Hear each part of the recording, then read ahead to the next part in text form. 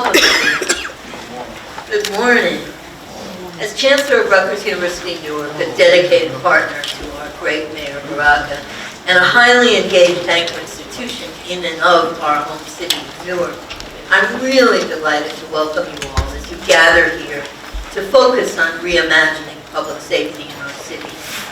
A topic very near and dear to our mayor, as you know, and to all of us in this community, including the wide array of community partners who participate in the Newark Public Safety Collaborative, convened by scholars in our School of Criminal Justice to respond to our mayor's call to use and share all available data on where and why crime occurs in specific places in order to empower community design solutions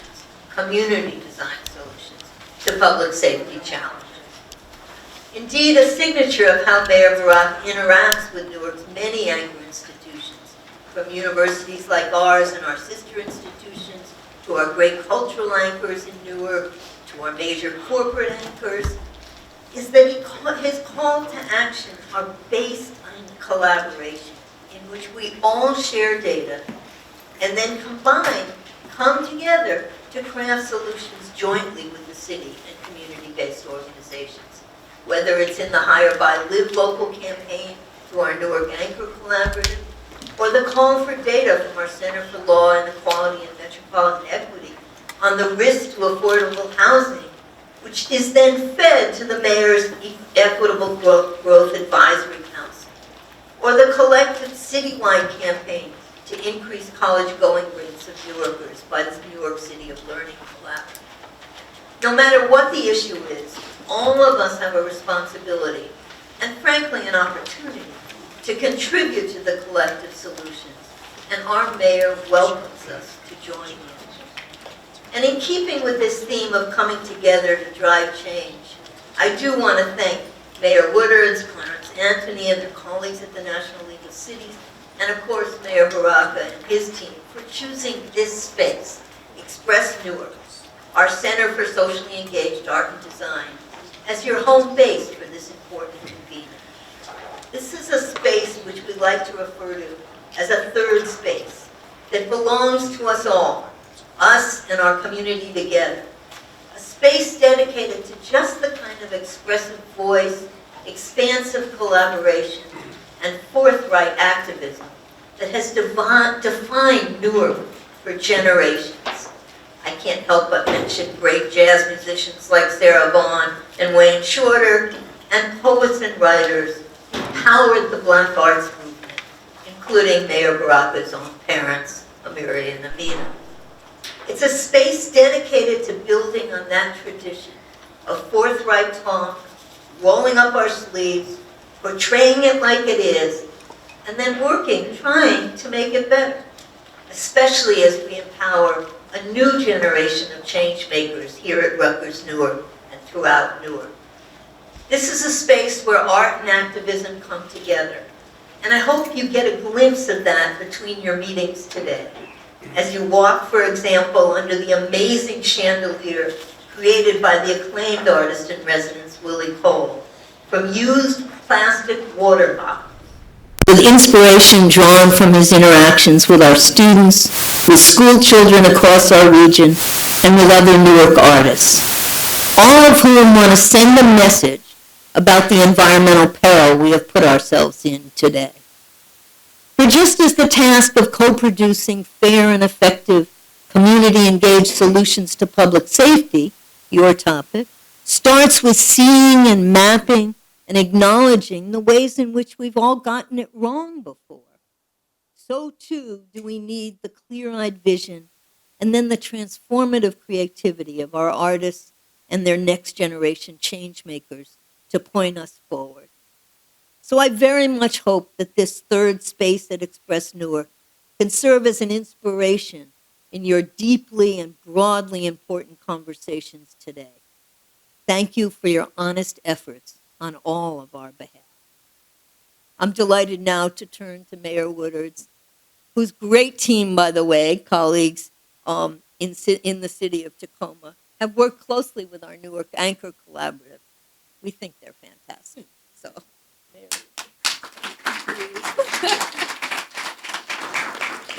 Well, good morning, everyone. How y'all doing this morning? Y'all awake? I always say for us West Coasters, I just want to be very clear. I got up at 5 a.m. this morning, and I am not a morning person, as you can very well hear in my voice. But looking forward to today's discussion and spending time with all of you. First, let me start by saying thank you to all of you who took time out of your busy schedules to join us here for this very, very important discussion. Again, for those of you who don't know me, I happen to be Victoria Woodards. I have the honor of serving not only as mayor, and I know I'm going to be in trouble when I say this, but I just take my licks when I have to, of what I think is the greatest city in the universe, Tacoma, Washington. Everybody doesn't feel that way, but I know all y'all think your cities are the greatest, but I'm just partial, and I have the mic, so I get to say it. And then also I have the honor of serving as president for the National League of Cities, an honor that I'm so appreciative of because of the great work that the National League of Cities does. And it's my honor to join all of you this morning for the next 2 days to really have these important discussions around public safety. This week, this is the fourth convening that we have had with a group of local leaders to talk about community safety and violence prevention efforts as a part of the mayoral network. Many of you have been here for those discussions, and I'm so grateful, and the National League of Cities is grateful for your participation.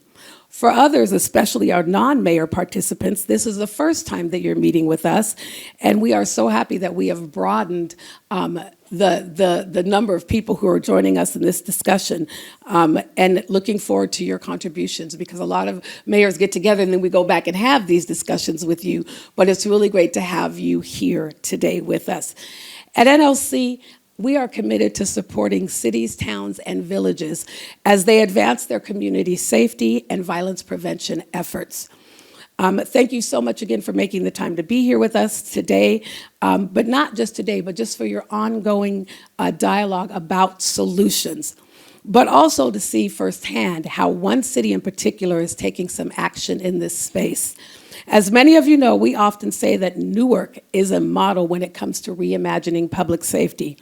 And much of this is due to the strong leadership of Mayor Ras Baraka.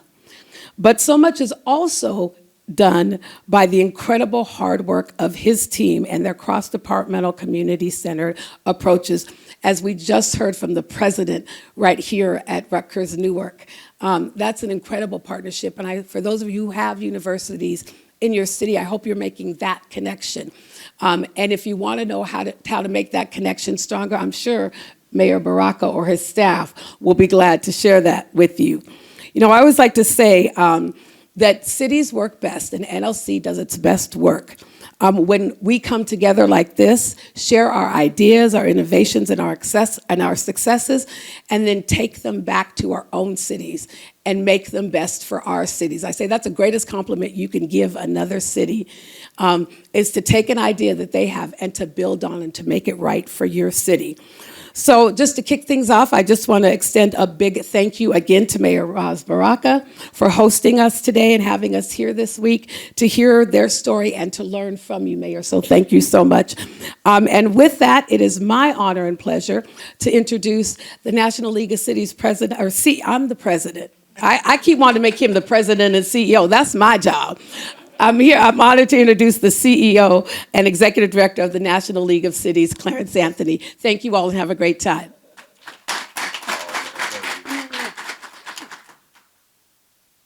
Nah, I don't want to be an elected official right now. I did that for 20 years, and I like this side a lot better, and I get paid. I get paid with benefits, y'all.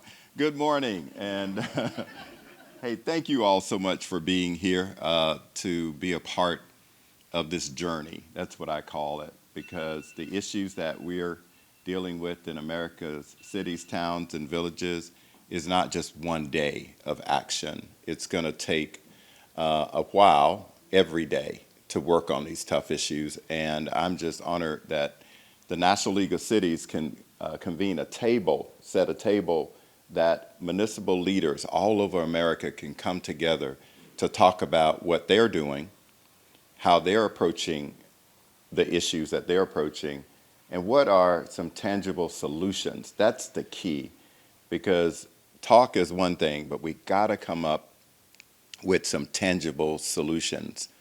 And the issues that we're going to be talking about for the next day or so, the issue of violence is one of the toughest issues that I've faced in my over 30, 40 years of being in public policy. And it is going to take a whole group of geniuses and committed people to be able to say, this is working in my city. I'd like to loan it to you. I'd like you to learn about our successes, our challenges, but here are some of the outcomes that we have because we implemented this initiative in our community. The National League of Cities is a place that we feel it is important that we convene great minds and committed leaders. Our mission talks about the fact that we want to help our members come up with solutions and best practices. And as a matter of fact, I call it next practices because the best practices are today. The next practices are what we need to be thinking about as we move toward 2030 now. You know, I know that this day, in the next couple of days, will bring value to those that are attending this conference. It becomes of value when you put something on the table. Now, if you are here as a participant and you want to say, I'm just going to sit back and I'm going to listen, well, you may get something out of it. But when you put some skin in the game and you lean in, that's when all of us get something out of it, including yourself. And this work around public safety and violence prevention requires all of us to lean in and to put some skin in the game and to reimagine not how we deal with this issue, but I've moved forward to the concept of what does a safe community look like? That's what I'm moving toward now, not just prevention, but I want to visualize my hometown, my neighborhood where I grew up, which wasn't always safe, but it was a place that I remember in a positive way. And I'd like all of our kids to be able to do that. We could not have a better host for this convening that we have here in Mayor Baraka. He has been there on this issue, first day in office, committed to making sure that we approach this issue in a methodical way, in a data way, with visuals that can show us where the issues are. And I think that what we're going to see today is a robust, comprehensive approach to prevention, violence prevention. This network was really born out of the passion and commitment of our members saying that we want to get mayors together in a private setting with no cameras. So this is the first time we've had this meeting where it is with taped visuals in the room, because we wanted folks to take off their jackets and sit back and just go in. And that first meeting last year, as a matter of fact, in DC was that place that we really developed our agenda, talk about how we communicate around violence issues, how do we approach those issues. And all those conversations were productive, in a lot of ways therapeutic, because it is so tough to be a public official, especially mayor right now. I could say more about that, but we'll have some time. As we started bringing in our resources and partners, I'd like to thank John Jay College of Criminal Justice, City United. Anthony has been an amazing partner, and others who have been a part of this network. Has really been successful. So with that, I'd like to thank the city of Newark. Those of you that did not attend dinner last night, I know I snored all night because, boy, that food at Swahili Village was amazing, Mayor. And the environment of vibrancy of Newark was on display 100%. So thank you, Mayor. And I'd like to now bring up our chair of our Public Safety Committee, of the National League of Cities and the Mayor of Newark, Mayor Ras Baraka. Mayor?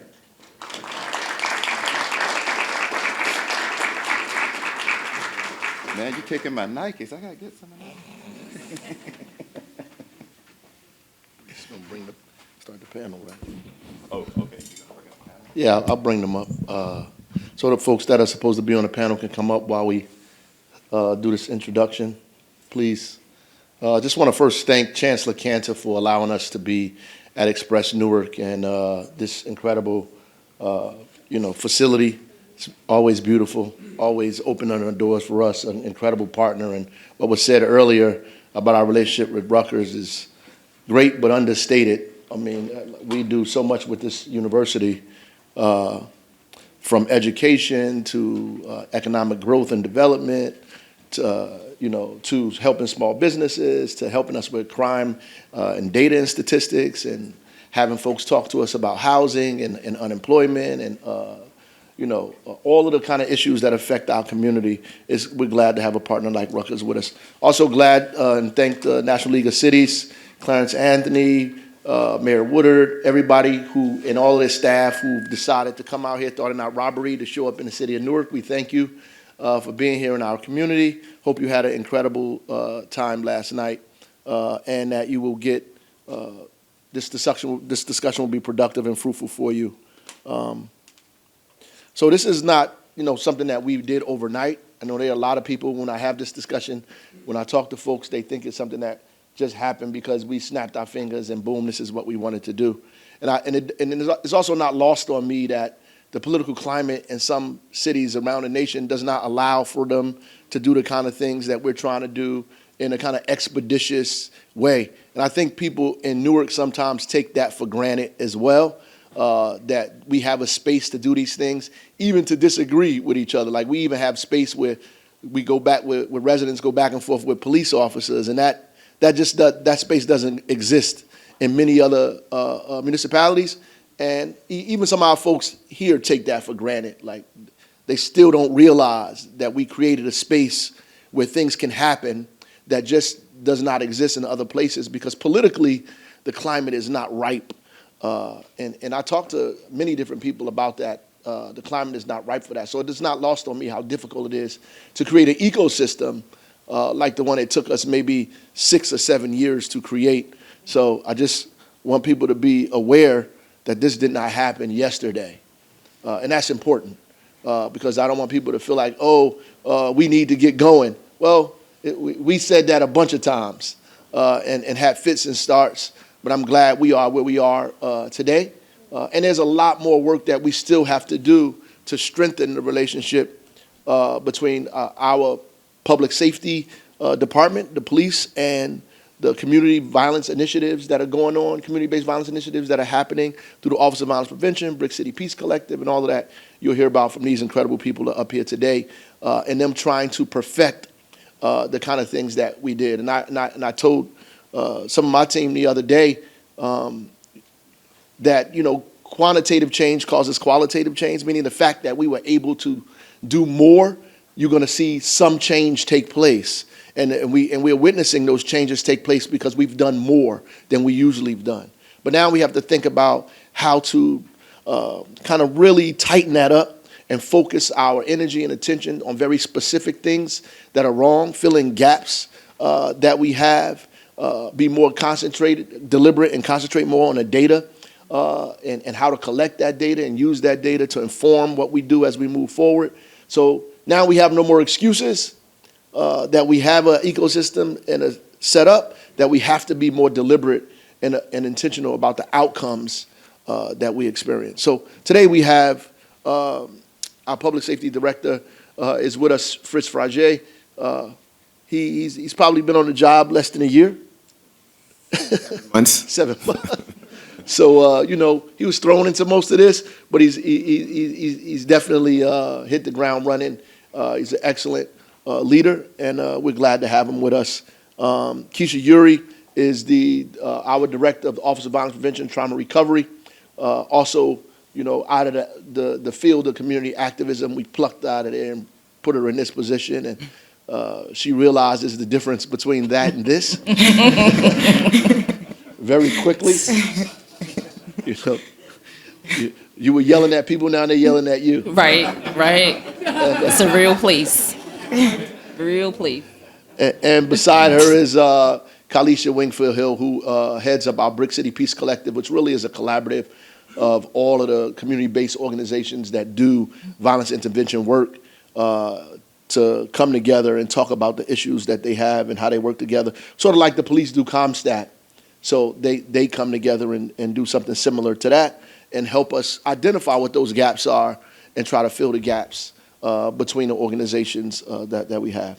And we have Solomon, who is I think the second in charge of, no, I don't know the exact title, so that's safe. Newark Community Street Team, which was one of the earliest organizations that we created while I was in office around violence intervention, community-based violence, who created a strategy for us here locally.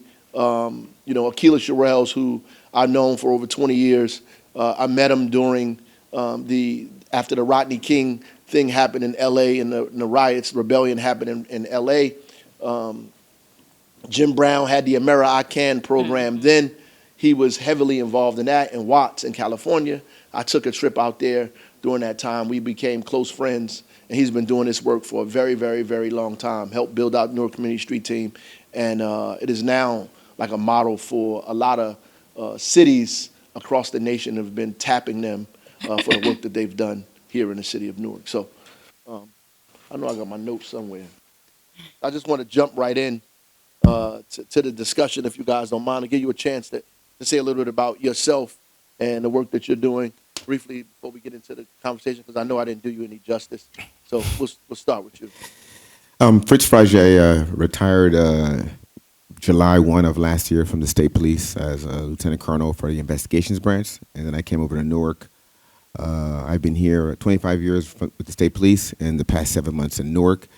And I must say, when I arrived here, I've worked here for several years in Newark itself, where I opened up the Real-Time Crime Center, a collaboration between the state police and Newark, where we have a crime center that covers the whole region, but centered in Newark, where Newark is the hub of everything that happens without the entire state. So if something happens in the state of New Jersey, it's either coming through Newark, been through Newark, at Newark at some point in time.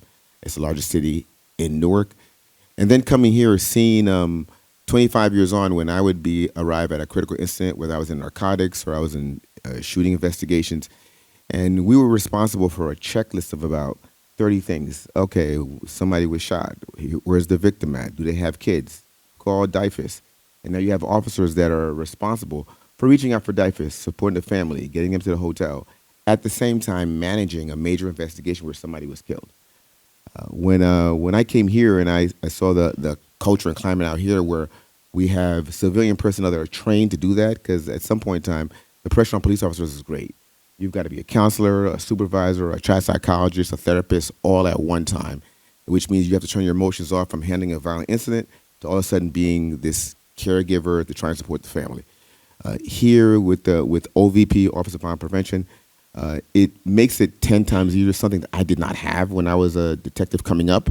And having it here, it's so important, where we have a shooting incident and then you have members from OVP or Brick City Peace shows up to assist the family, to talk to the family, to have those conversations, to give them support, give them water, give them housing, give them busing. And then the police can actually, secure the scene, do the investigation, and then land on the ground running to investigate the crime. I mean, our time to crime solve ratio here is great. 70% of our crimes get solved. Most of our murders are solved because we're able to have our cops do their jobs instead of, to get DIFUS to come out, with Division of Youth and Family Services to come out, maybe 2-3 hours. Now I've got 2 cops assigned with 2 kids to watch the kids, or with the family. In this case, we turn them over. OVP shows up. We give them a position at the scene, and then they assist with the family. They assist with support, and they assist with the relationship between the police and the community. Half the problem of law enforcement is the disconnect between the police and the community. I think in Newark, there's a phenomenal job of building that relationship, making sure that the police officers know they're part of the community, and the community knows that we're part of them. That's the most important factor that we have. I wouldn't change it for the world. It makes my job 10 times easier. having this collaborative group. It's a work in progress. We've had to tweak a lot of things in the past 8 months since we've been here, whether it's the police adjusting a lot better to get them information in a timely manner, or they need more space, or whatever the case may be. But it's a conversation that you have to have in order to be successful. Crime's going to happen, but it's intelligence-led and technology-driven. There's no more looking at people. We have intelligence to say, hey, 5% of the people account for 80% of the violence in any city. You know who they are. Target those groups to get them off the streets. Good morning, everyone. Keisha Yuri, Director for the Office of Violence Prevention. Good morning, Mayor Green. I am, like the mayor said, I come to this work by way of activism. I'm a licensed social worker, licensed clinical social worker. But before there was an Office of Violence Prevention and Trauma Recovery, there was a Newark Anti-Violence Coalition. And in that Newark Anti-Violence Coalition, when we realized that violence was increasing in the city of Newark and there was no outrage, then the citizens and community, begin to come together. Before the mayor was the mayor and the councilman, he was the principal. And there was a woman by the name of Nakisha Allen that was shot and killed over on Meeker. And there was no outrage. It was business as usual for people. And so we began to come together and put out text messages, and people would show up in the street, and we would go from neighborhood to neighborhood whenever violence took place to be able to give the message to people that this can't be business as usual, that we need to do something about it, and it's not law enforcement job to do it, that it's a community-led issue. And so we began to put the ownership back on the community. And so we would circle up in the street, we would take our microphone and bullhorns out there, and we would tell them that we know who's doing the violence, we know what's going on, and in order for it to stop landing on the same doorsteps, then we needed to do something about it. And so this is kind of how the movement around violence, prevention started. And we weren't just out there just raising sand, we had demands. And our first demand was Gary McCarthy must go. He was one of our police directors during the time. And, sorry, I wasn't supposed to say that. Sorry. Well, we wanted to have, we wanted now to. I'm scared. Sorry. I was a part of that. I'm sorry. We wanted to have input into who our police director was at the time. We wanted to be able to say, this is who we want. We wanted to have input into the school system. So we had another demand around the Amistad being taught in the schools around employment, because violence was about, poverty. So we wanted employment for Newarkers. We wanted the Bloods and Crips to put their guns down. And we ultimately wanted violence declared a public health issue. And so that's how we started this work. For 155 weeks in a row, rain, sleet, snow, we were in the community doing that work, which led us to this understanding of community needs to be at the center of this work. And so he said, I'm on the other side of the work now. The people we used to yell at are now the people yelling at me. We would take people to the city council meetings. We would march them there after the rallies. Rally was every Wednesday, and we marching into the city council meeting, right? And now I'm up there getting yelled at, right, at the city council meeting, having to answer the questions, needing to, have our city council people, to vote on things and all of those things. So it is tough being on the other side of it. And I am working diligently to learn the other side of it. Politics is hard. Activism is hard. Community is hard. But when it lands on your doorstep, it's even harder, right? And so I've had family members shot and killed in the city of Newark. I'm born and raised here. I had a brother shot by law enforcement. I've had people that I love, and knowing that the same perpetrators were still the same perpetrators and nothing was happening, said that I needed to be involved. So this is how I come to the work. And with the passion, the relationships with community, is helpful for me to be able to do my work. Great system with you. Good morning, Kylisha Wingfield Hill, Executive Director, Brick City Peace Collective. Prior to my new role, I was the policy advisor to Mayor Baraka. And I know oftentimes we're talking about gun violence and we're talking about domestic violence, but no one ever talks about how violent policy can be. Mm-hmm. And if you don't have a progressive mayor that understands the importance of progressive policy, then we can't truly move our communities forward. So I had an opportunity to work alongside our senior policy advisor, Shoshana Page, and Mayor Baraka, who understood that we needed progressive policies and we needed an Office of Violence Prevention and a Brick City Peace Collective. Brick City Peace Collective, we bring all of our grassroots organizations, our institutions, our hospitals, and we understand that we need to do this collectively, right? And we need everybody at the table. We need everybody strategizing on how it is we can employ strategies to make our community safer. I've had an opportunity to work in the great city of East Orange and the great city of Orange, and I can honestly say that we have mayors that are committed to reducing crime and violence here in Essex County. So that brings me to the work. I am truly committed to this work. I had a mother who battled, substance abuse my entire life, a father who's been incarcerated 20 plus years in federal prison. So I am passionate about this work, but this work hits home. This work is personal for me, and I am committed to doing all that I can to create opportunities where they've never existed before, but to pour into young people, to pour into a community that has been impacted by violence, and to address the trauma that has not been addressed or gone unaddressed for so many years. So I have our partners here. I'm going to speak a little bit about the work that they're doing, but again, grateful to be on this panel and grateful to share strategies with you all about how we're trying to reduce crime and violence here in the city of Newark. Good morning, everyone. Solomon Middleton Williams. I serve as the Deputy Director for the Newark Community Street Team, and it's an honor to be here. Welcome everybody to the greatest city in the world, Newark, New Jersey. Born and raised here in the city of Newark. It's an honor. I remember, I'm trying to get the date right, Mayor. It was probably 2005. You might have came down to my neighborhood, and I stood in front. It was like a barricade. He had a casket there, and it was talking about violence as a public health issue. And at the time, Jimmy Woo was a little bigger, but lost some weight. But they were talking about violence, and in my neighborhood, we were surrounded by violence. That's what we knew, and so I'm honored to be able to work on behalf of the mayor's initiative. He had this wild idea, right? This radical idea that if you're able to train residents to become vanguards of their neighborhoods, that we can make neighborhoods safe. 8 years later, we're here to prove that that model works. In CST, we started as 16 independent contractors here in the city of Newark, and we slowly branched off and grew into now we have over 120 employees here in the city of Newark, and most of our employees are in the South Ward where crime is hit the most. We took data really quickly, Mayor, and I'll close here. We took data from the Safer Newark Council in 2016 that said 60% of all crime in the city of Newark is interpersonal, meaning I know you, you know me. I knock you upside the head, you knock me upside the head. And so we looked at that data and we started to work. And with that work, we went out and we hired, again, folks who are known from the community who have reputation. This isn't a yo-yo chill type of moment. We don't go out into neighborhoods saying yo-yo chill. That's not what we do.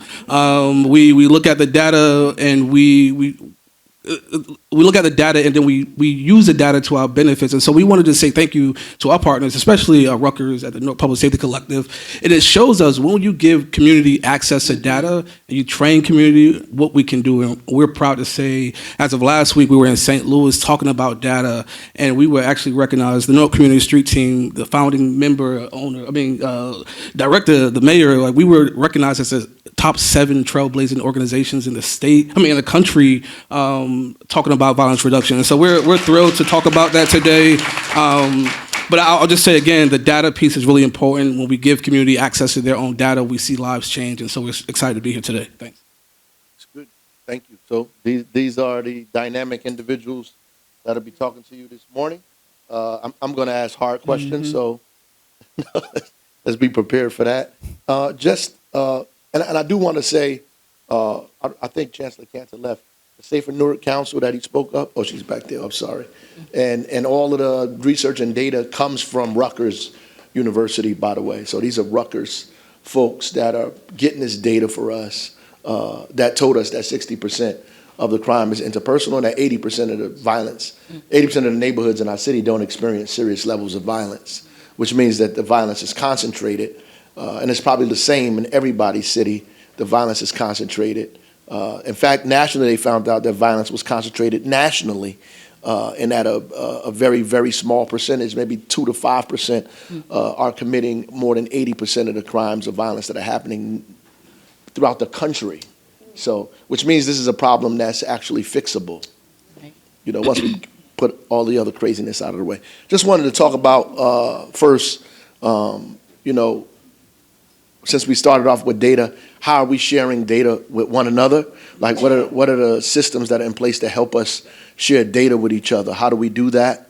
Because I think that's important. I think it's important for mayors to know how is the police giving up data? What's happening with the data, and how are you guys using it? So I'll start off with the data. When we have a critical incident, whether it's domestic violence, aggravated assault, the homicides are commonly known. The homicide comes up, we automatically call members of OVP, and they'll be dispatched to the scene. But the other events that happen after hours, like domestic violence, every morning, she'll discuss the OVP members that are embedded within the precincts during the day shifts. So every precinct has social workers embedded in the precincts. We in turn give them a data of all the violent crimes, all the juvenile crimes, domestic violence, where people will need some kind of outreach, a stabbing. They get the information, and then they'll follow up with those people. It's not just murders and aggravated assault. This is any crime that somebody may need some kind of support. We give them a list every morning of the events from the night before, whether it's emailed to them directly, and at the precincts, they'll hand them a document, and they have access to the lieutenant. They can have a conversation. They're in the precincts with us. It's open door policy for everybody there. The key is police. Police culture is hard to change. And if the police don't embrace it, it's going to be harder to track, to move forward. It's really police embracing it and finding ways to fine-tune and get them the information they need to do their job. I mean, there's all these rules that with HIPAA and PII information that you can't disclose, but there's information you can disclose that can help them do their job better. The person's name, address, phone numbers, how they can reach out, things of that nature. And that's important for them to land on the ground running to do their job properly. If the police don't get involved and don't support getting them data in a timely manner, the only way to solve this crime is to get them the information as quick to real time as possible. In policing, our job is trying to get as real time as possible to help prevent the crime. That's the goal. That should be the goal with every single entity. So if we get them information as real time as possible, the sooner they can help, the sooner they can assist, the sooner they can get the kids to counseling. And it's hard to measure whether it's successful or not, because that's that one kid that you're going to turn around at an early age when you support them, or a family member that has a different opinion of the police because of the relationship that we have with them. Like Director Frage said, the relationship, because some cities and some of you sitting here don't have that, right? And we didn't always have it. So we wasn't always able to call the police director or call the police chief and they answer the phone, right? And so that first point of trying to get information is that we have to have access. They got to be able to answer the phone. They got to be able to trust that you're going to call them and we're going to make something happen. So that's the first place. So we now have phone numbers. We now have access. We now have where our social workers are embedded in every police precinct, and they get information. So they get the daily crime reports, and then they go through the daily crime reports, and if there's information that's missing, we can go and ask for the information that's missing so that we can do the proper follow-up that needs to be done. And from our follow-ups, then we are assessing to see what resources do they need. And a lot of times these things are, like we know, like matter of life and death, relocations, people are not safe. We need to know if the kid is not safe, a lot of bullying, a lot of fights, all of the things that are happening. But if we don't have the information, then we can't follow up or do anything about it. Police have intelligence that we don't have. They have systems that we don't have. They have equipment that we don't have. But we also have information that they don't have, right? And we have relationships that they don't have. And so that point of being able to know this is what they have, this is what we have, and how do we make these two things work together to help save lives out here is the real information, it's the real data. And so we have a liaison that works with the police department to us. That's our person that we get to call. That's our person that we get to have a conversation with, and then having weekly meetings to make sure that we are on the same page. And so from law enforcement to us, is one way, right? So I know we're looking at, well, what are y'all sharing? We're not sharing anything that's going to cause people's lives to be at risk. We're not sharing anything that's going to cause trust to be broken and credibility to be broken within our organizations. We're sharing information that's going to help save the next person. So if we wasn't able to stop this shooting, we can damn sure stop the next one because we have enough information to intervene so that Ms. Williams, who's 63, don't get shot, so that the baby don't get shot, because we knew that there was going to be a retaliation and we said nothing. So that type of just knowing, having assessment, having intuition, knowing what's happening in the neighborhoods and having relationships in the neighborhoods is the real data that we share. And lastly, before we go further, I want to discuss, like, we had a homicide. I'll give you an example of a homicide. There was a homicide. He was a suspect of a homicide investigation. And I have the fugitive unit actively looking for him, whether we're pinging his phone, we're tracking where he's at. We reached out to OVP, and they have a safe surrender program. Mm-hmm. And we tell them, we give information, we're after him, and to avoid major police conflict, because this guy killed somebody, so we have to arrest him. They were able to have conversations with the inner networks in the community, and then he turned himself in a safe, one of the houses of worship. Probably saved a violent act between police and a homicide suspect. Because sometimes when you catch somebody off guard and it's not intentional wanting to shoot at cops, but your reaction is to flee, run, and then somebody can get killed. That's the business we're in. We have to arrest somebody that's being accused of murdering somebody else. And that relationship, several cases we've had so far in the 8 months that I've been here, where somebody actually, we called them, they called a pastor, a rabbi, a deacon, a minister, a bishop, and they went to a safe location of one of these houses of worship, and we arrived there, and the arrest was made without any violence, without any conflict, which is what makes it important. And you've got to have buy-in from, especially on the police side. If the boss is not buying in, you're going to have problems. That's police culture. So if you can't get your chief, your director to understand the importance of having this relationship, you're going to have a hard time getting it across the finish line, which is normally what happens. I'd also say that Brick City Peace Collective, we meet every second Wednesday of the month. And a lot of our data, to Solomon's point, it comes from our great partners over at Rutgers, Newark Public Safety Collaborative. But what we found out with the most recent data that they shared with us is that 56% of the crime that is happening in the city of Newark is happening within 2 blocks from a bodega. Right? And we're like, okay, well, what's happening by these bodegas? Why is majority of the crime happening by bodegas? So we then send our outreach workers out into the community to survey the bodega owners, to survey the folks that live in that community, to gain a better understanding of what exactly is happening by those bodegas.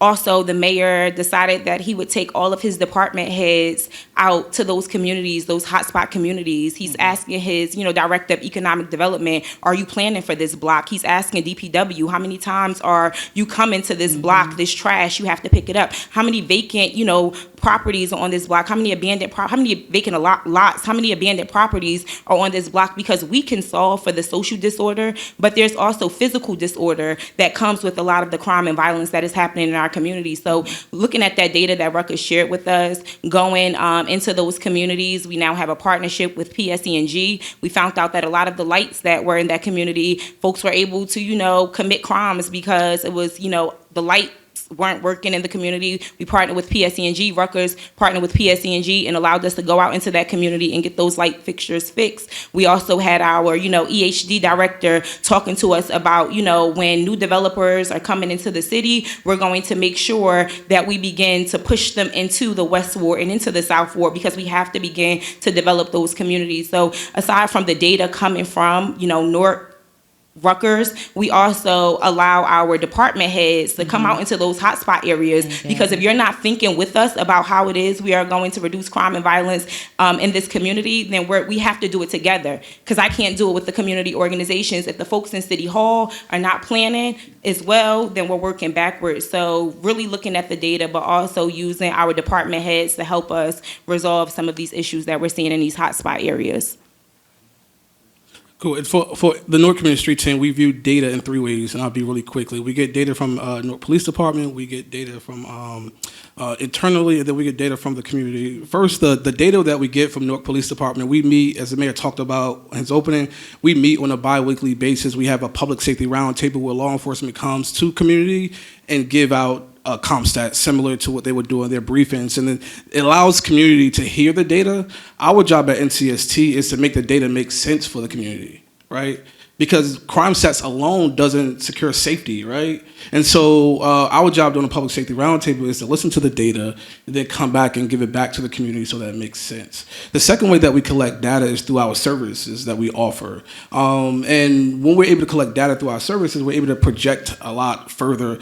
One of the ways that we partner, Mayor, with data is through, again, Public Safety Collective, Rutgers Public Safety Collective, where we look at our program called Safe Passage, and we look making sure that kids go to school safely and come back home safely. Rutgers provides us the data to look where crimes are happening around the school so that we can position our team members to be at these hot spots and to look out for crime. The third way that we look at data is through community engagement. And so we do community walks. And more recently, here in the city of Newark, we had a young student of ours pass away at Westside Park. And while we were doing the community walk this past week, we did 3 community walks, one in the South, one in the West, and one in the North Ward. In the South Ward, we heard a lot of, hey, we need CPR training. We need CPR training. Tell the mayor we need CPR training. And part of our job is to filter and get information to people. The reality is that the city of Newark already pays for free CPR training.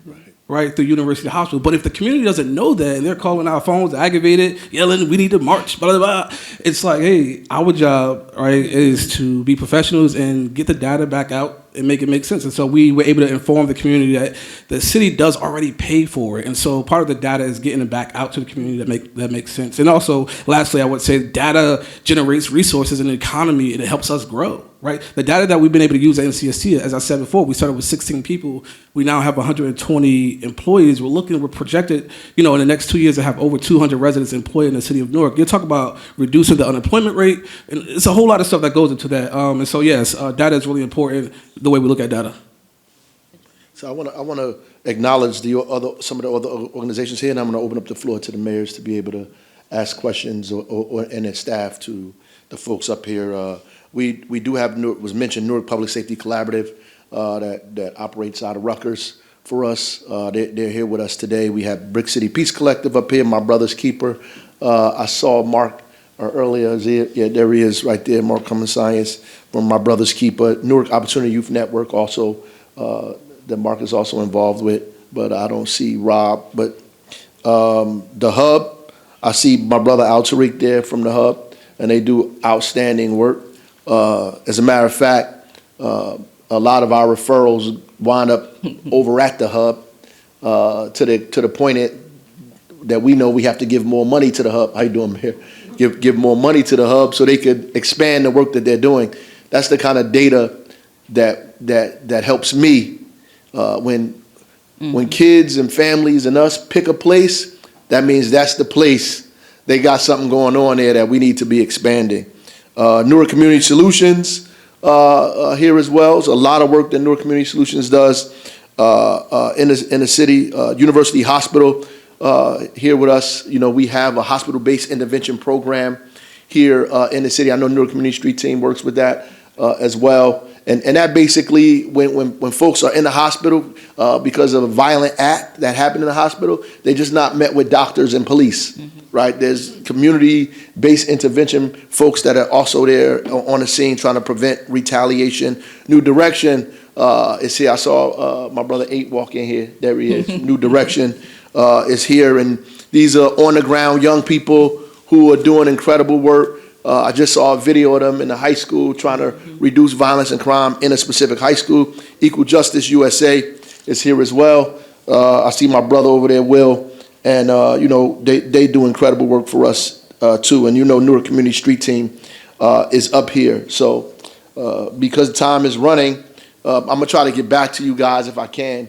Maybe if I can get a chance to get you to say 1 or 2 things about the work that you do would be helpful for folks in here as well. But I wanted to give the mayors and their staff an opportunity to ask any questions that they have. Yes. Sean Patterson Howard here at Mount Vernon, New York. I just want to say thank you. First of all, like you said, we've been meeting as the mayors, and it's been therapeutic and frustrating. But just to hear you say what you said, this took 6-7 years. Yeah. This didn't happen overnight. There were starts and stops, and people came together. To hear you say you're a community activist and a social worker, and I've been an activist. That's right. And I was a social worker before becoming mayor. And even my deputy police commissioner, Jennifer Lackard, who we brought in as a civilian, as the deputy police commissioner over police reform, right? And so we've had to go from the community side to now being a deputy police commissioner and a mayor, and making all of those adjustments. So I'm getting hit every day with, what's your community safety plan? What's your community safety plan? Like it's something you just pump out Right. and you implement it tomorrow. And I'm getting hit with those text messages right now this morning. So I'm already healed. Thank you very much. And I look forward to getting more as we go forward, because I do know from being on both sides that it's not an overnight solution. Right. And I've said before, I'm also the vice president and incoming president of the African American Mayors Association. And so the thing that I see and that I'm very afraid of in our urban communities, where our communities are experiencing the trauma of violence and the frustration of violence, we want quick fixes. And that our residents are becoming more and more open to almost giving up our civil rights and the police reforms that we fought for. That's right. Because of the immediate need to see a quick fix. And so, like you said, we have to be strategic, intentional, and deliberate about bringing research, community, electeds, appointeds, and everyone faith-based together to do this. If we do not do this, probably sooner than later, we're going to lose a lot of ground that we started to gain because of people's trauma, fears, frustration, and need for a quick fix. So thank you so much. Absolutely. Yep. Thank you, Mayor Yep. Patterson. Be good to say where you're from. Mount Vernon. Yeah. Hi, good morning. Tashara Jones, Mayor of St. Louis, Missouri. Quick question for your Director of Violence, the Office of Violence Prevention. You said there are social workers within the police department. Do they participate in like the daily stand-ups with Comstat, or how does that work, and how does that interaction work? So the social workers are in the police precincts. My assistant director, who's in the back, Barry Ford, he goes to the Comstat. So we have a seat at Comstat every week, and we report out at Comstat, and we get information as well at Comstat. So we do have a seat in Comstat. The social workers don't do roll calls or anything like that with the law enforcement, but they do report their daily. They do get the daily crime reports. They do interact with them in terms of referral process and helping. People are able to walk into the police stations as well, the precincts. We have posters in all of them that says social workers available upon request, so that people know when they walk in that there are social workers here embedded, that if they're not necessary, many people don't want to go to the police departments. We still have a lack of trust with some of them. We have a better relationship here with ours, but when people walk in, they're giving their information, they're talking, they're in crisis, and everyone hears them, and sometimes they don't get the best help in that moment. But to know that there's a social worker here, I think at least helps them to feel a bit better. Or there's some community partners that we're working with that can help, that can intervene. So also our police and our social workers ultimately graduate together, right? So we have where the police go through their police academy, we do some training with them, and so when they graduate, the social workers sit on this side, law enforcement sit on this side, and they graduate on the same stage together. For every 10 police officers that go to the academy, I get to hire one social worker. So we're creating equity within law enforcement and social work and trauma and healing, right? So it's not an either or, it's an and. Yeah, and the police refer people to the social workers as well. Right. And one of the social workers at the 5th sees all of the people that are being taken into custody. She interviews and talks to each person that comes into custody. Yeah. And juveniles, we have a social worker in juveniles. At the youth house, yeah. And the youth house. So for all the juveniles, they get a social worker talking to families and working to create plans, safety plans for them, but goal plans as well. Hi, I'm Sharon Weston Broom, the mayor of Baton Rouge, Louisiana. And I just wanted to say thank you to the insight and the knowledge. When I first became mayor, almost 7 years ago now, we started embracing the work that Mayor Baraka was sharing with many mayors. It took us a minute, but I feel like we're connected at the hip now. That's right. With Newark, and that much of the work that we're doing in Baton Rouge now mirrors exactly what you all are doing here. Although I will tell you, sitting here this morning, I have gained some golden nuggets that I want to embed in the work that we're doing. We have a grant for social workers, but the procedure that you just mentioned in terms of the police and the social workers, I think would be extremely advantageous for our implementation. I also just wanted to add, Mayor Baraka, you talked about, and someone else talked about the desire for immediate results in this public safety work. We all know that it doesn't happen immediately, but we do have a testimony in Baton Rouge in terms of the work that we have been doing.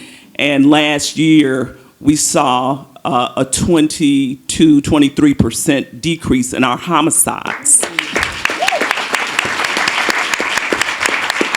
And that's basically because we implemented the strategies that you all have been sharing with us, our street team, other work. And so I want to thank also Anthony with Cities United and Akila Shariels, who's been working hand in hand with us through this process. So there is a ray of hope in the public safety space, but we just have to keep pressing and doing the work. I just sent a text message, Mayor, to my whole senior team saying we're going across the city because I want to see everything that is being done in every zip code because we need to look at it through the lens of public safety. And if my DPW work is not up to par, then we're missing the boat. So we're going to do that. I just got that after you shared, you went out. So I just sent that text message. Yeah. The only problem with that is they're going to want you to do it again. I know, believe me. So quickly, I've got a question about your social workers, and I'm assuming that your social workers have mental health training, or do you have a different mental health professional that you embed in police departments as well? I have different levels of social workers. So we have just like bachelor level. So we have our outreach team, and then we have our social work specialists. We have master level social workers and LCSW at the highest level. So I have all levels of social workers, licensed, unlicensed, certified, uncertified. And so can you just walk through how a social worker, I know they can be in the police department or, in the sectors when people come in to talk, but how do you deploy those social workers working alongside police? Do they ride with them? Do they get called out to a call? So can you talk just a little bit how they're deployed? Okay. So we have a rapid response team and we have a focused deterrence team as well. And those teams are ultimately led by our outreach workers. So the outreach does the basic assessment of when they need to go out.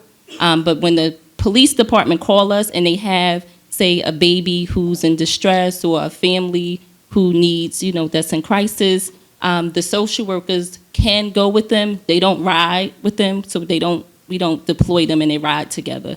They go on their own. And then they speak to the supervisor at the scene to kind of see what the needs are. And then they stay at the scene with whatever is happening until the scene is cleared. But in terms of deployment, if it's crisis, we have different levels. So we have low risk, medium risk, high risk. And based on whatever the risk levels are, is how they go out. But they don't go with law enforcement. And then let me say again, Mayor, thank you so much for putting this panel together. It is very helpful, especially when I have team members sitting in the audience. I'm glad that my chief is with me and our chief strategy officer is here with me. But it's great to hear how it works on the ground. And so my final question is, how do I turn an activist into an employee? He should speak to it. Speak to it. That's the $1 million question. Yeah. That's it. Yeah, jump on that. We may not be good employees. We're not good employees. Our NCS team recently, past 2 years ago, the state of New Jersey made an an RFP available for a national model called the Trauma Recovery Center, which is really incubated in community. And the Trauma Recovery Center allows residents to self-identify if they are a victim of a crime or a victim of a situation. If I was bullied in the 7th grade and I haven't recovered from that and it's still causing me issues as an adult, the Trauma Recovery Center is a model that's, again, incubated in community. NCST, we launched it 2 years ago. Within 2 years, we serviced over 600 people. Now, it may not seem like a lot. However, the 600 people are all walk-ins, right, or referrals from community members. So they're not actually being, referred by law enforcement or by the courts. These are folks who says, hey, wait a minute. We have a service within our community that allows us to go for free. Let's take advantage of it. And so we're super excited to see residents of Newark take advantage of when services are provided, that they can be healed and that they can be supported. And so I will also encourage mayors and police chiefs to look at, again, incubating something within community that removes some of the barriers that often comes with historical traumas. Thank you. Nobody still ain't answered Mayor Woodard's question. You're looking for an answer. How do you turn an activist into an employee? It's tough. I don't think we're the greatest employees, I'll be honest, right? We have several on this side of the world, right? Our activists, are our folks that's on the front lines, that's behind the line, in front of the line, and I think that I'm probably the one to be the employee, but most of them want to be their own bosses, want to work for themselves, want to make decisions, want to be able to implement the strategies, want to be able to not be held accountable at the same rate, because it's hard to work in politics as an employee. It's very tough. And by the grace, for me, I'm able to do it because of my temperament, because of social work training, because of Black Power training. Right, because of certain trainings that I have, I'm able to be an employee, but I would say it's very tough to turn activists into employees. I don't know if it's a... It is definitely, No, and I just wanted to... difficult to change that. And I just wanted to add to Mayor Woodard's, because sometimes certain situations don't necessarily require a social worker. It requires a credible messenger. And we have a lot of credible messengers in the room with us today. And we believe that those closest to the problem can fix the problem. So we do hire folks that have been formerly incarcerated. We do hire folks that have had some interaction with the system in one way or another. So one situation may require a social worker, but most situations certainly require a credible messenger. Just wanted to add that. Mm-hmm. And there are different types of employees. They're different types. We cannot hold them to the same standards as we hold like our public people who are working for us. We have to have different ways to employ credible messengers, activists, and people who are on the grounds. It's just a different strategy that we have to be able to utilize. Yeah, last thing I'll say about this, Mayor Woodard, is that turning an activist into an employee, we have the biggest employee is Baraka, right? Yeah, and that is an example. Like for us at NCST, Baraka is an example of how you turn an activist into an employee, right? The mayor works for us. Mayor Baraka works for the people on behalf of the people, and our job is to support the mayor, right? Push the mayor to his growing edge, and we make sure that he has enough resources, enough support on the back end, and that's how we actually turn the activist into a sustainable employee. You know, if the mayor has ambitions, our goal, the mayor doesn't know this, I'll share this publicly, he hasn't heard this, our goal at NCST is that when the mayor decides to get benefits, full good benefits, and leave politics, that he can come back to NCST, right, and be at NCST, right? But we're you guys are laughing, but we're setting NCST up so that it can be that, right? And so again, the way we do it is we hold him accountable, we push him to his growing edge. That's your plan. Yeah, I see that. Gotta have that. Mayor Dwayne Warren from Orange, New Jersey, just down the road. Raz, thank you for doing this and being a leader in the effort of community violence and prevention and making sure that we grow and prosper. So thank you for all that you do. Your panel and you, I was Mayor Baraka's attorney when he was an activist. That's right. And as an activist, he was irascible. And when he got elected, he became irascible. And he's unleashed irascible people to do this kind of work. So thank you for all that you do. Please speak to us a little bit about what you do to train residents who are already on the ground, who are in the neighborhoods, who are your first messengers. What are you doing to train them on violence, on prevention, and activism? Yeah, a couple things. We at NCST we moved away from the term like credible messengers, or like they used to call them hug a thug programs. We literally, yeah, this is real talk. Like when we go into national, it's like a hug a thug. As the mayor talked about, other cities they don't allow the work, and so we see it in other cities. But the way that we do it, we have a couple ways. We train residents on what we call the Community Sentinel program. We teach folks like civics, right? And so they're able to learn about public safety and what public safety actually is and the ownership of public safety. And once we train our residents on what their responsibility is, we see the work. When we talk about delaying gratification, like it's not going to happen quickly, the work in the training that we do for our residents, when we train them in PCITI, which is Professional Community Intervention Training Institute, we train them in civics, we train them in trauma to trust, we use our partners around the city to get, a holistic view, and then, we sustain them, right, with employment, with wellness services. And so part of the work is really around education. That's the big piece, right, is we educating our staff about what we do and what we don't do. And that's how we've been able to be sustainable. Like we're clear with what we do was intervention. We want to arrest the situation, not arrest people. We want to save lives, right? And we're clear about that, and we leave it to our partners to do some of the other hard work. Any other training? He mentioned the PCITI training with Akil Bashir. Crisis intervention training, right? Always being able to de-escalate, right? We're teaching them how to de-escalate, how to intervene, how to mediate situations, right? Because many of us, if we can't mediate our own internally, how are we going to go out there and be able to mediate them? So mediation, we do a stop the bleed training. Stuff happens out there. People just sit there and don't know what to do. So we train them in how to do basic life support right in the moment, right? Doing tourniquets and all of those things. Narcan training. We have a huge overdose, issue that's happening.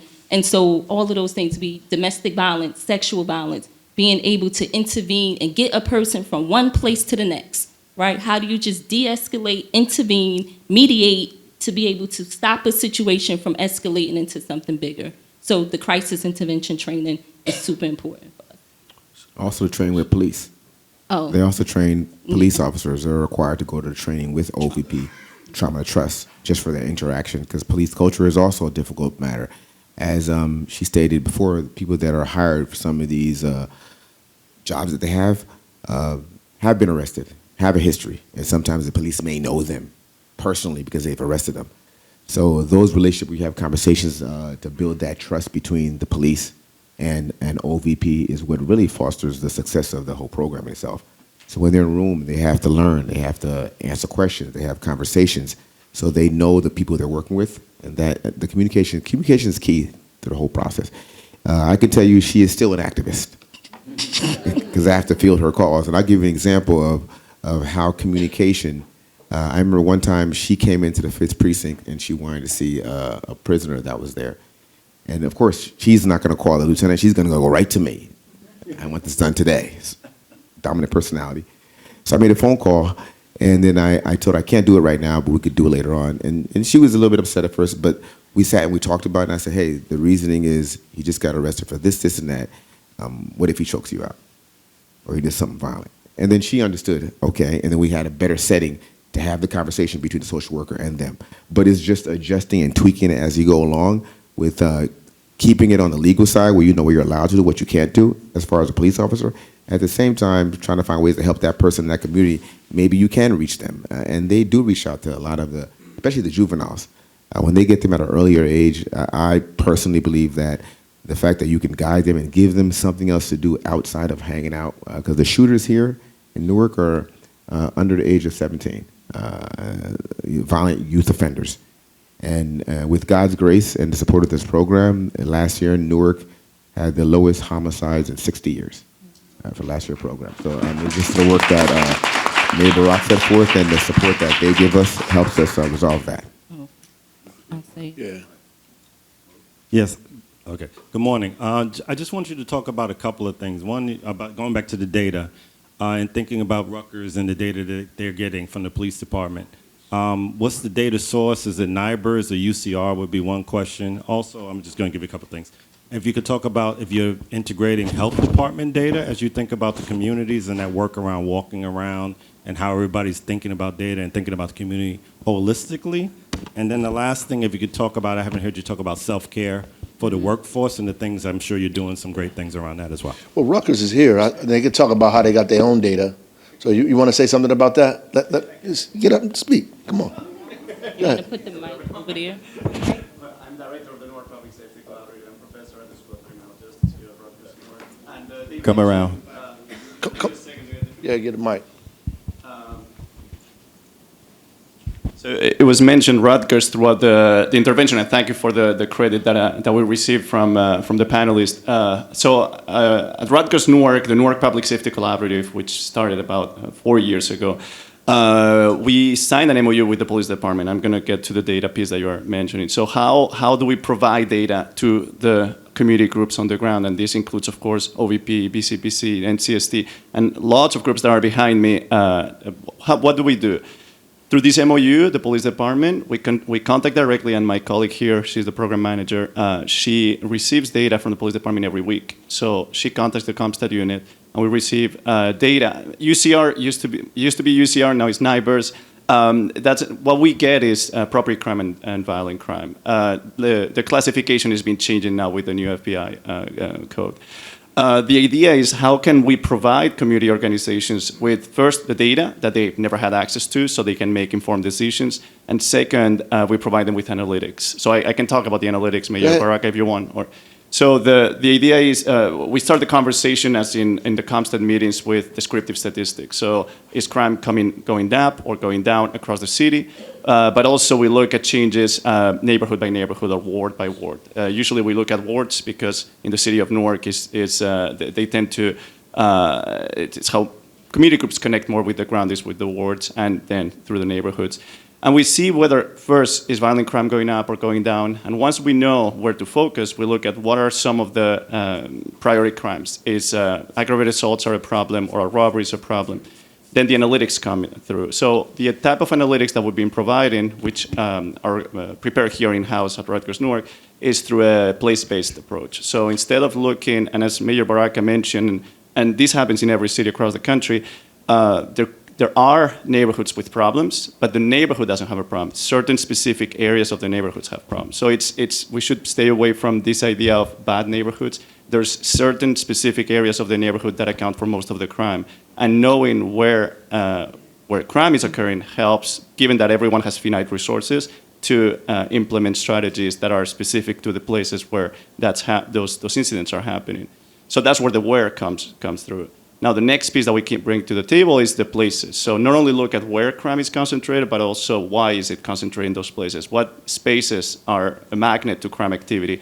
And as Kalisha mentioned, director of PCPC, bodegas appear to be a problem. Last year, there were 2 shootings, one of them fatal to the owner of a bodega. And we realized that bodegas are connected to violent crime in the city. And that led to community responses. For example, BCPC sent social workers together with OVP to talk to those business owners. What's happening? What is happening near those bodegas? Law enforcement sent code enforcement to those bodegas to see if anything could be changed. Another program that I think is coming up, and Kelsey, it's the idea of, we know that some of those bodegas are part of another problem, which is the food desert problem that the city is witnessing. So what if we bring fresh produce, and that changes the type of people who are going to these bodegas? No longer is going to become a place where there's not that many people, and maybe selling drugs is an opportunity crime. Now you bring in other neighbors, and that changes the environment and helps to make those bodegas first have more clientele, and also it provides a public service to the people on the ground. So that's, again, those are complementary public safety strategies that help, in the end, the real doers who are around me, the community groups. So our job is really to just support them and provide them with the tools they need to do what they do best, which is the work they're doing on the ground. Thank you. You want to ask the other parts of the other parts of the question? Self-care, I believe.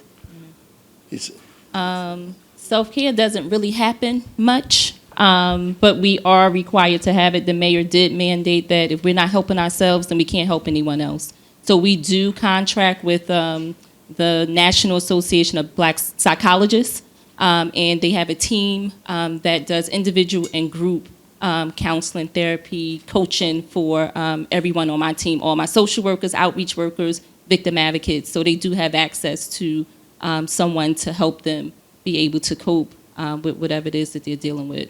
And I encourage mental health days. So if and when I can give them a mental health day, then I'll allow them to take mental health days.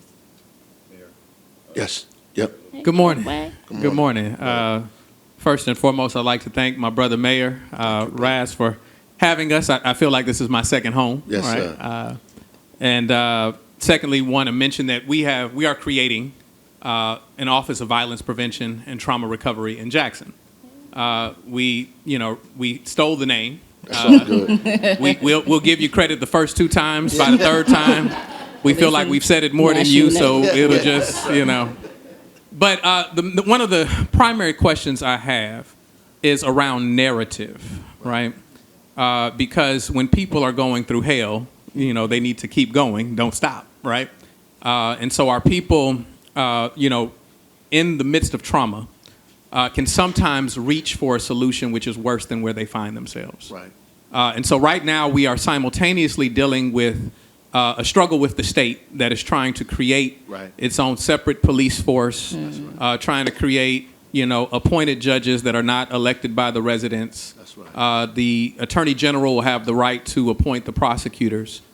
We've seen before a justice system that did not reflect the will of the people or accountability to the people in Mississippi especially, right? That's right. And so what we don't want is, as our residents are confronted with these issues of violence, that it just seems like a solution to them, right? They feel that anything is better than where they find themselves. Right. And so I want to talk about how you got the buy-in of residents of Newark in terms of this program, because until people, see the value of the work, it's hard for them to, it doesn't seem tangible to them. So can you speak to that? Yeah, absolutely. And I would say that we're still working on that. Mm-hmm. That's still an ongoing struggle, because what you said is real. What Mayor Patterson said is real. Our people think the answer to violence is police, and more of a police state. And what's happening in Jackson and Mississippi is like way past that. We're talking about Jim Crow and before that. But yes, right. It's ridiculous. So when we took the precinct, we put the Office of Violence Prevention in the 17th Avenue precinct there, which was the precinct that where Newark Rebellion sparked, because it was notorious. We actually had a protest outside of the precinct, people asking us to open it back up, from activists in our community who came and said, "Why are you closing the precinct?" The same activists who will be there when the police shoot somebody was there saying, "Why are you closing the precinct?" Which is, to me, it's like, my God, where are we at? But I think really it's just ongoing conversation, and the fact that we employ activists and credible messengers and have multiple organizations out here in the street, they help with that narrative, because these organizations are out here fending for themselves. When we give them the resources and give them the support and the access, they feel like they're also a part of the solution and not the problem. So they're out there as the ambassadors for that. And it's difficult with them too, because sometimes, we fight each other. We fight each other because we want to claim all of the space and not just the part we good at. And it's my job and the Office of Violence Prevention job to make sure that we feed everybody. And so people get upset, but I have to deliberately and intentionally make sure we giving people resources that needed it out here doing work that some people take for granted. I got to make sure I give these young brothers over here some resources, because they doing work for free. I need to make sure they eat. And if they're eating, doing their work, then they out here talking about how we solving and reducing violence and crime.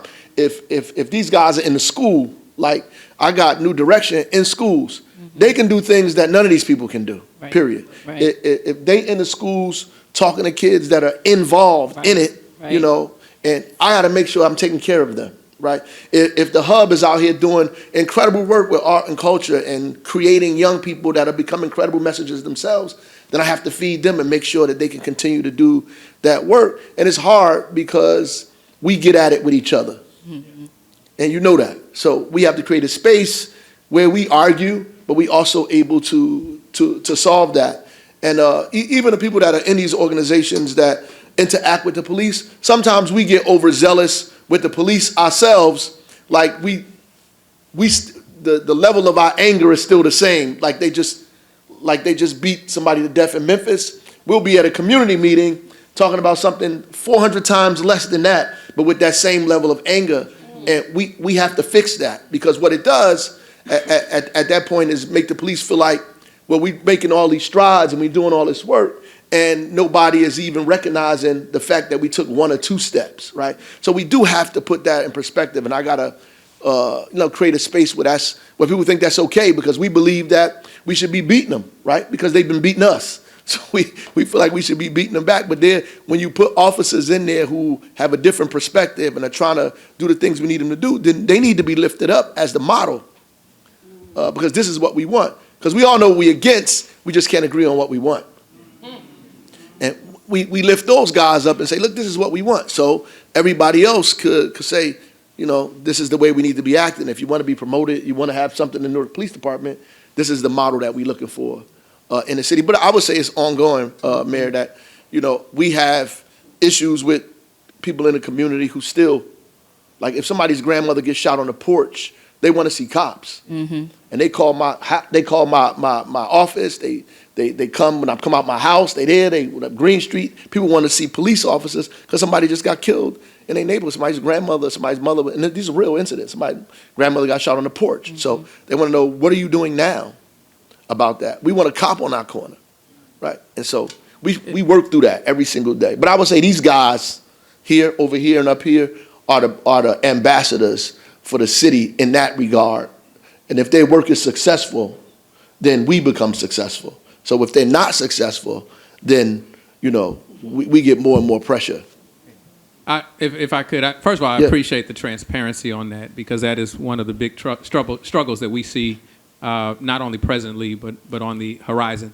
Going back to the earlier question of how do you turn an activist into an employee. First, let's be clear. Not only are we not used to seeing activists as employees, right, we're also not used to seeing activists as mayors, right? Right. And I think that it's clear that we have to understand that every activist doesn't need to be an employee, because you'll never dismantle the master's tools. Right. You'll never dismantle the master's house using the master's tools. Right. Silence them. And so it requires the duality of not only, an administration and a team that is focused on changing things internally, but the pressure of the outside. You have to be able to maintain both. And the second, we believe that where we sit, because, we're trying to make strides in Jackson, right? We're trying to build a model of public safety built on community trust, right? But as we adopt policies that require after officer-involved shooting, that it goes to a district attorney for either a no bill or if it's prosecuted, it moves forward. Right. Well, we have state preemption, right? And so our state has adopted a law that says that district attorneys no longer have authority over officer-involved shootings, that it only goes to the Mississippi Bureau of Investigation, right? Once again, we have to remember, right, we're using a master's tool trying to dismantle the master's house, and so that's why it requires the duality of both the pressure inside and outside. Mm-hmm. Yeah, and I just want to, I'm glad my brother is here. I want to jump on that in the sense that, like, it give me a chance to take a breath, because, like, in New Jersey we have independent investigators for police-involved shooting that, because of activist work in a community, fought for independent investigators. We at least have that. Like, we at least have a space to do the work that I talked about at the beginning, the space to do the kind of work we're doing. And in a lot of cities, they don't have the space to do this work. And a lot of folks here, I think some of us would benefit well, like people came here, I think we would benefit by going to other places to see how difficult it is to do the work that these people here take for granted every single day. Right. That maybe it'll make them more focused on the work that they have to do and less on each other, and more focused on how to get larger gains out of, because if you have more, you should be required to do more, right? So that's right. I might sit him down there, brother. Yeah, but I think that's important for us for folks to see on our side and benefit from that as well. So, Is there any more questions from these guys up here? I think that was the That's it? therapy part Yeah. that you just went through. Yeah, I Mayor. know it was. It was therapy. I need that, brother. I wanted think we to- coming to a close, though. Yep, I think we coming to a close, so, yes. No, I just wanted to, Mayor Warren touched on the training for the community, and I just wanted to say that there also has to be an investment for the training for the community organizations that are doing this work. And what we decided was that we, hire TTA providers, technical and training assistants for these community organizations to help them build capacity. A lot of the folks to the left of me have been doing this work from a place of love and not a place of being funded. And now there is so much funding out there for this work. We need to make sure that the folks that have been doing it can place their hands on it. So while the investment is going into the community, we also just have to make sure we're investing in the training and technical assistance that our community organizations need to respond back to those RFPs that you're putting out in your city. Yes. Can I close by allowing some of these people 2 minutes to, very short, 2 minutes to say what they do and who they are? They're just sitting around, EJ USA, all the organizations, you want to get up and say a little 2-minute spiel? This on? Say who you are, what All right. organization you Will represent. what Simpson y'all do. with Equal Justice USA. I serve as our program director for our national violence reduction work. Young man raised in this city, worked with all the organizations up here and most of the organizations back here. Here in the city of Newark, you've heard Trauma to Trust mentioned a couple times. That's something that we'll talk about in a little bit. And I'm going to be quick because our ED, Johnny Hodge, is here, and she'll share a little bit more about EJ. But just excited and always honored to be in spaces like this with so many folks, especially the folks. Y'all are great, right? Electeds, I love y'all. But the folks over here that are actually doing the work on the ground, right, every day, that have been doing it with love, but now actually have an opportunity to do it with resources because we have systems in place on this side, right, to be able to undergird this work, right? So we've got our systems interventions and our community interventions. We got our political will here, but it's the cultural will that has existed in this community for so long that really undergirds so much of this work. So my time, you'll hear more from Johnny later. I'm gonna pass it to, you heard from Alex, to Altreed. How you doing, everybody? My name is Altreed Best. I'm the CEO and founder of the Hub, Arts and Trauma Center. Hub standing for Help Us Become Better. For the last 17 years, I've been doing this work, and quite honestly, I'm so overwhelmed right now seeing this happen because having a progressive mayor like Ras that really seen the need for this work to be done. We increase the opportunities of success for these young people.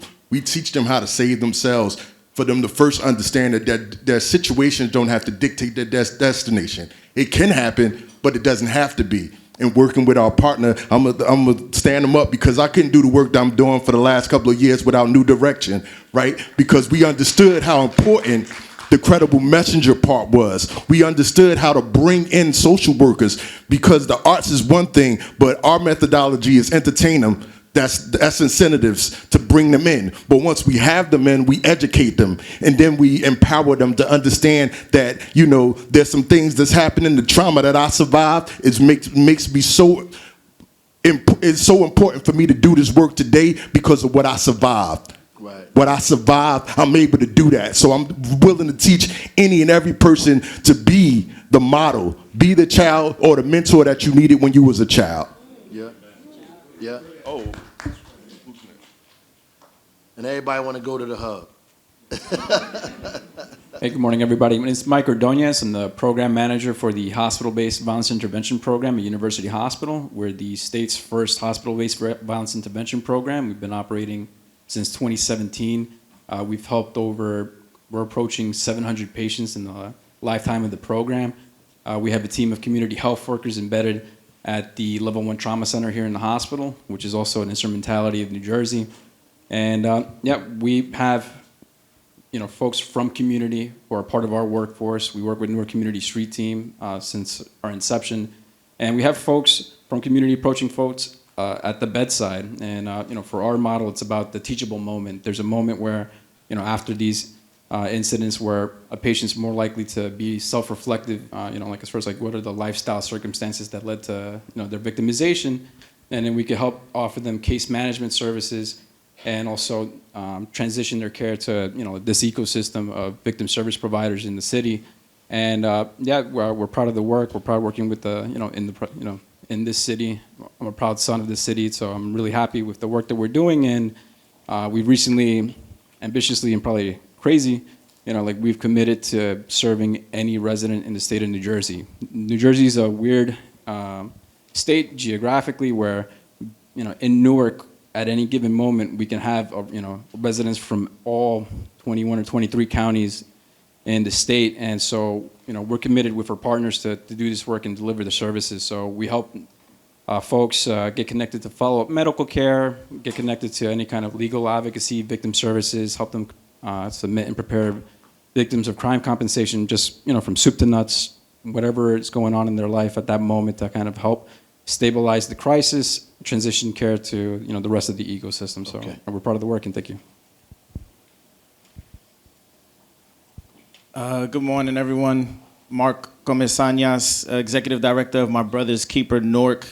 Sorry, I'm competing with the column right here. I'll start with the Newark Opportunity Youth Network. It is an intermediary in the city that has a four-pronged approach to serving what we call opportunity youth, which are your 16 to 24-year-olds who are disconnected from school and employment.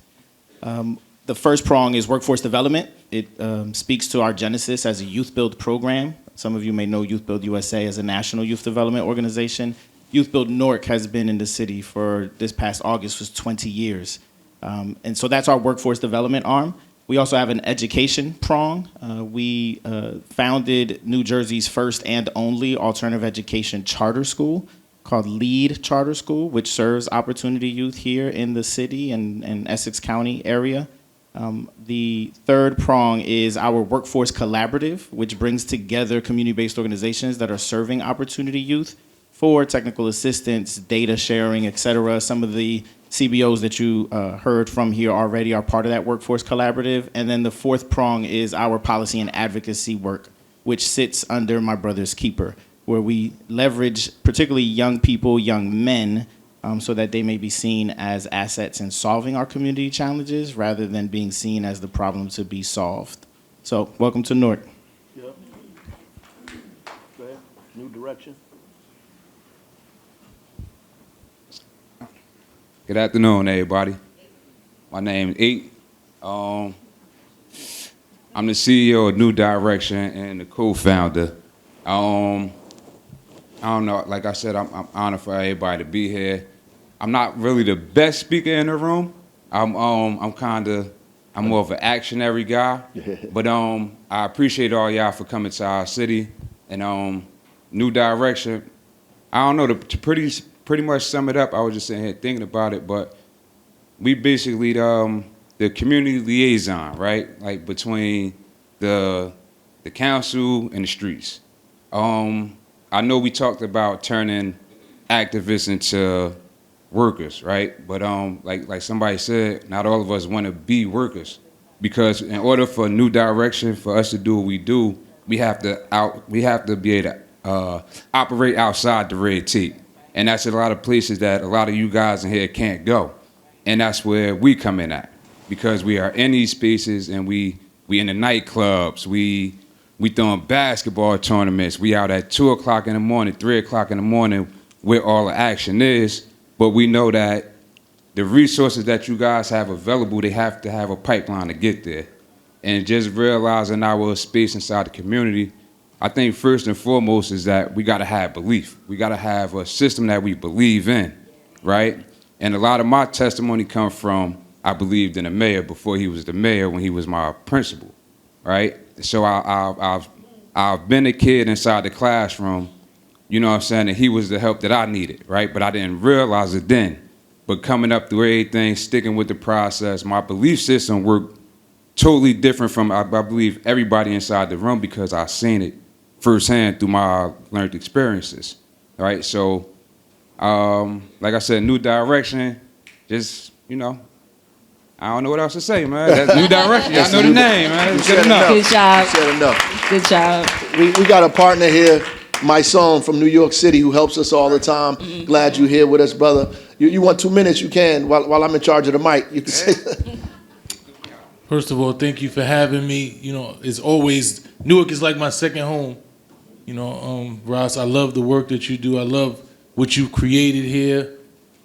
Basically, what I do is I'm part of an organization called Until Freedom.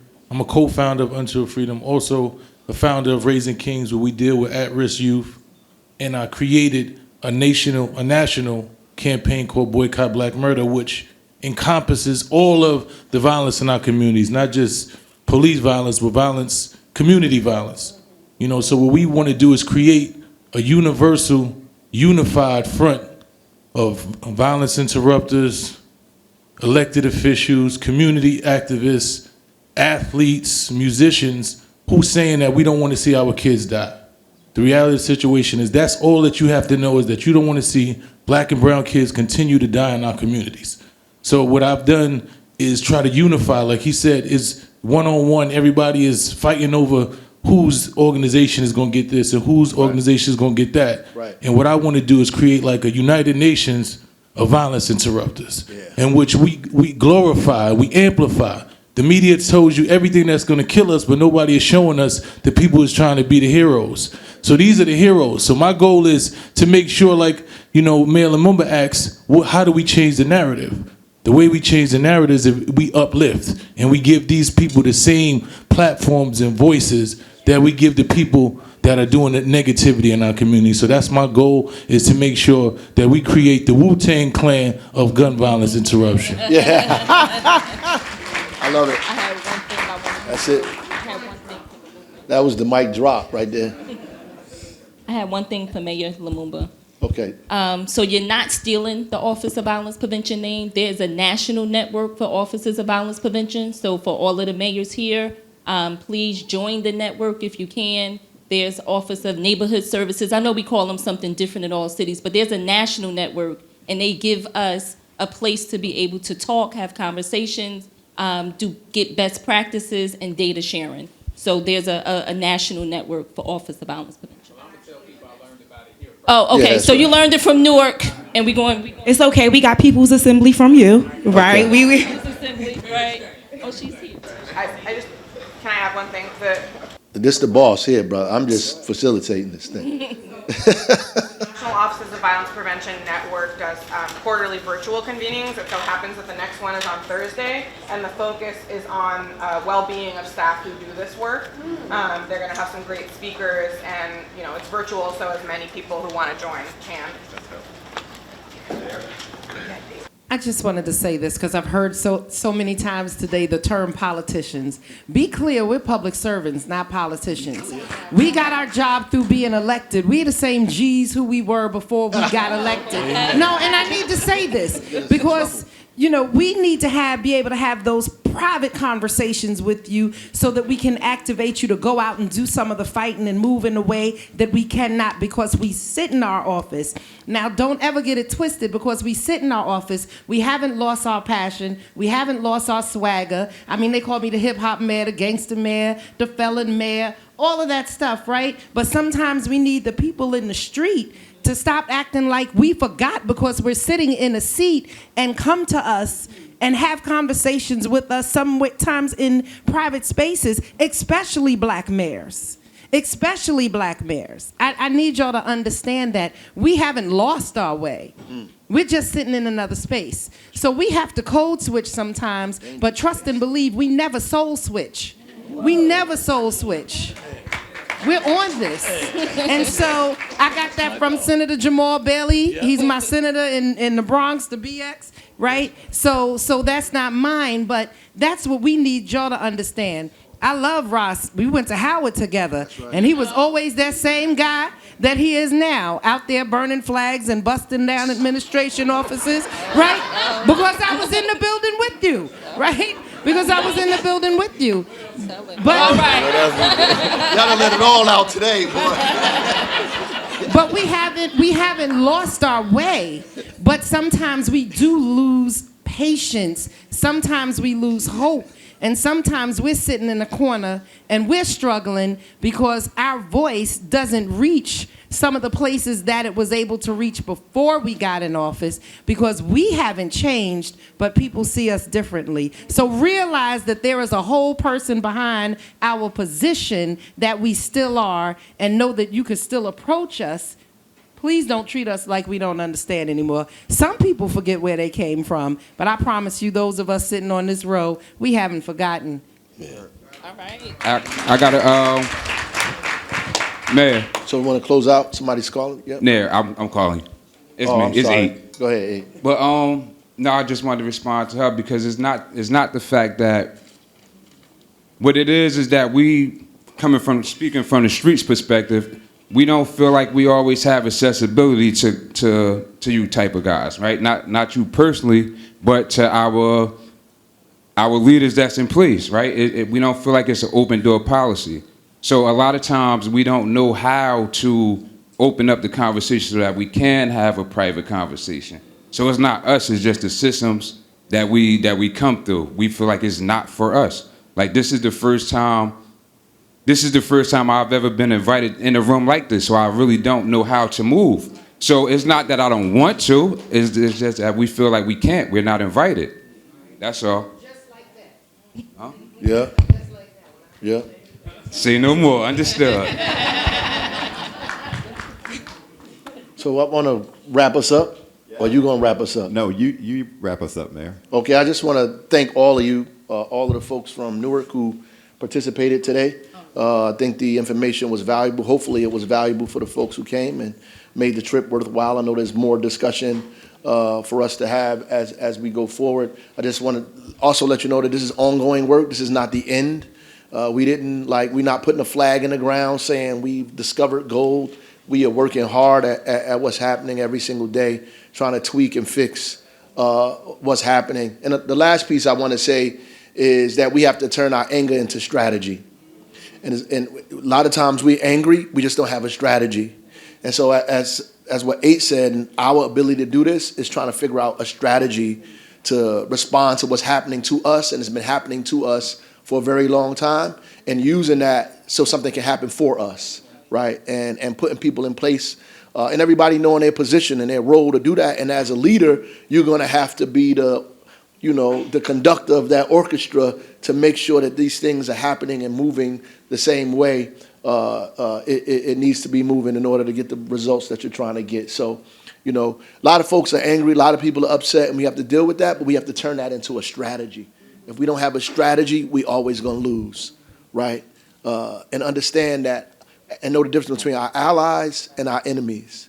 And allies are going to disagree, but they can never be treated like your enemies, right? And if the police are treating these people like they're their enemies, then we can't get anywhere because they don't understand that they're their allies, that these folks in our street are our allies, because we all want the same thing, that we have to form an alliance because we are allies. And sometimes we treat our allies like they're enemies. We yell and scream and go hard at each other without the love that we need, and we can't ever absent the love from the discussions that we have. Even the critical and most difficult discussions always have to be present with love, because then the people who are supposed to be your allies are going to feel like they're not, like they shouldn't be in this space. Like, why am I coming here if this person is just going to jump on me every single time? Love has to always be in it. Love is why we're doing this work in the first place. The reason that I've been fighting, I'm an organizer and activist and the mayor, because I love my life and my people more than I hate oppression and evil. I love it more than evil and oppression. So the love is what brought me here to this situation. Nothing other than that. So thank you.